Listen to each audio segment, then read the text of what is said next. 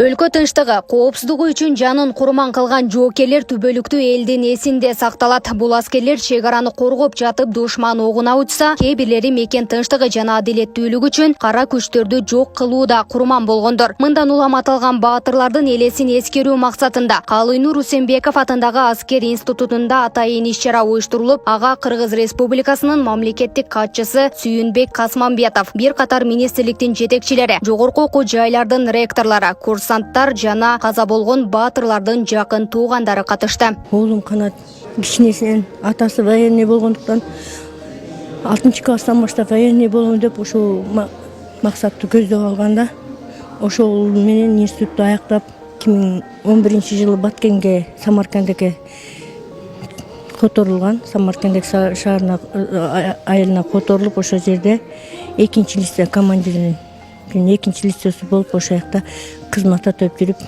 контрабандалык жол менен контрабандисттердин колунан каза болуп калган. Бул портреттердин арасында 2022-жылдын сентябрь айындагы Баткен окуясында тажик аскерлеринин курчоосунда калып, граната менен өзүн жардырып, 5-6 тажик жоокерин өзү менен ала кеткен Эламан Ураимовдун дагы сүрөтү бар. Уулунун эрдигине ар дайым сыймыктанаарын айткан атасы Курстан Бегиев Кыргызстанда Эламандай эр азаматтар көп болуусун каалайт. Кыргыз элим, кыргыз жерим, кыргыз армиясы деп ушуга барды. Башка аргасы жок эле. Туура эле деп эсептейм, эң туура.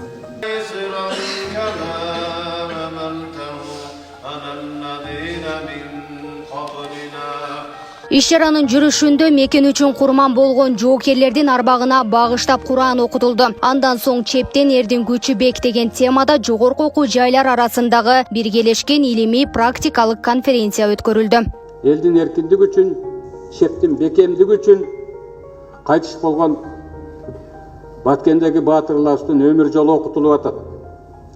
Кыял жоруктары окутулуп атат, кантип чоңойгондору окутулуп атат.